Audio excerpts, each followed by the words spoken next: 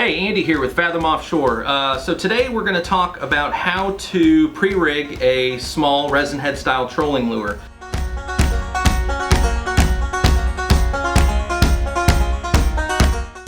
So ultimately when you go into the store, we sell these two different ways. You're going to see it pre-rigged in this kind of clamshell like this, and then you're going to see it unrigged where it's kind of on this hang tag. What we're going to do today is go ahead and basically turn this into this. With the pre-rigging setup. So we're going to need a couple things. One, we're going to need a hook set, we're going to need a leader, some chafe tubing, and scissors, crimper, and a couple crimps. Ultimately, the first thing that we need to do is go ahead and create our leader setup. So this is an 8 foot of 150 pound monofilament. What we're going to do here is, we know there's a lot of different ways to do this. We know there's a lot of different ways boats are set up, but we typically have a snap swivel on our main line. So what we're going to do first is go ahead and create the connection for that snap swivel to our 8 foot leader. And so to do that, we're going to go ahead and take a 1.6, 1.5 double wall AFW crimp and go ahead and pull our loop there. And we do leave a little bit of a tag in, about 1/8 of an inch or just a hair less, as a tag on the back side. So when we crimp this, one thing we like to do is create what we call a bow tie. Okay, and a bow tie ultimately flares both sides of that crimp. Now what that allows it to do is, if this monofilament's working back and forth real hard and it's a longer fight, you could essentially chafe and cut this monofilament. So on our 8 foot leaders and on our big game stuff as well, we go ahead and bow tie those.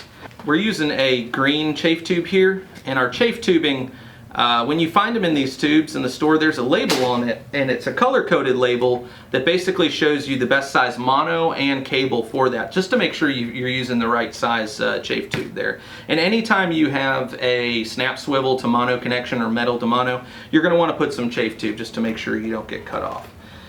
So let's go ahead, and we are going to pass the other end through our lure here. This is the same old roll small in pink. It's our hot pink angel wing, blue pink max skirt combination. So we pass it right through the front of the lure, straight out the back where you see that hook lock. Okay. Next thing we're going to do is take our hook set. Now in a later video we'll show you how to make these hook sets, but for today we're going to use the hook set the exact same way we sell it in our pre-rig packaging. You can also buy the hook sets individually if it's easier. So what we're going to do, go ahead and take another crimp. And being that the hook set has chafe tube on it, you don't need to put an additional piece of chafe tube on there. It's kind of overkill. Really only when you have metal to mono. And what we're going to do is leave a little bit of a loop on that, okay? And that allows that hook to kind of move and swing a little bit freely, okay? And then we'll go ahead and crimp our crimp here. Same technique. We have a bow tie, so it flares on both sides, allowing that loop to kind of work back and forth without having a hard, sharp edge there. And then what we're going to do is pass that and place it inside of the hook lock on the back of the lure. Now that hook lock will allow us to kind of bury that crimp and keep this hook pointing straight up. That acts as a keel and it allows the lure to run straight and true and not track or kind of get off and go a little crazy. So what we're going to do is bury that crimp right inside that hook lock, leaving that loop. So it's just placed right in there like that. Again, keeping the hook forward. And then ultimately you're left with this. Now what we do is trim our skirt tentacles to just above the point of the hook. That keeps them kind of out of the way.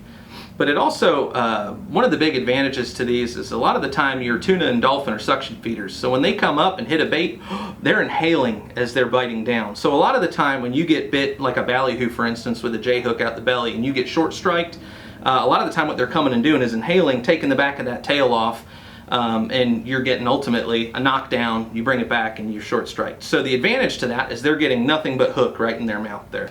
And the other advantage is when you're pulling a ballyhoo, you're typically in that 4 to 7.5, 4 to 8 knot range when you're meat fishing. On lures, you can pull these guys at deadbait speeds, you know, your 5, 6 knots and up. But you're typically pulling them 7, 8, 9 knots, which allows you to cover twice as much ground than you would when you're deadbait fishing. If you're fishing a whole day at 4 knots or a whole day at 8 knots, there's a big difference there. So it allows you to kind of find the fish, get on them a little bit easier. And if you want to switch up your tactics at that point, depending on what they're biting and kind of how you like to fish, then you can definitely do that. So this is basically the exact same way that we pre-rig all of our lures. When you buy them pre-rigged just like this, same monofilament, same stainless steel hook set, and hopefully that helps. So stay tuned, come on back, check us out. We're doing a lot of different videos. Make sure to subscribe, and we'll see you soon. Thank you.